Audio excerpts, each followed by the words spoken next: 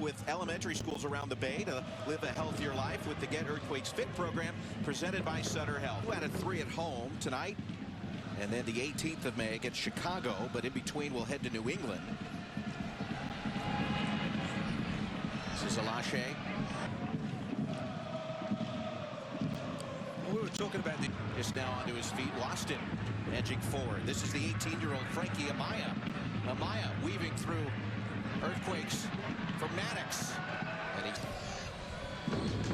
some sloppy giveaways at the moment for the Earthquakes.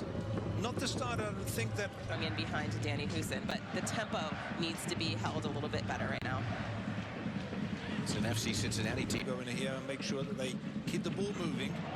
I would like to try and see them find Danny Husin just a little bit more, because that has been effective. Amaya. Out.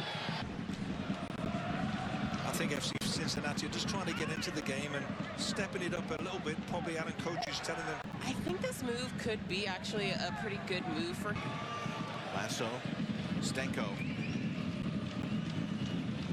The 18-year-old Amaya. Jackson Yule got caught up. This is Amaya. Overcome by Tommy Tom. The Nick Lima goal. That's the difference. Thoughts on the first half so far? Chicago at LAFC after a half hour down in Southern California. He got knocked in the knee. Because he's an attacking player, and he really hasn't had a lot of ball in good areas to show. For safe. It's well defended by Howard Cummings there.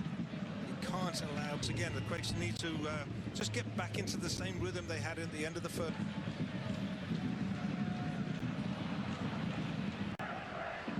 Stenko. To get your seats today. So it's with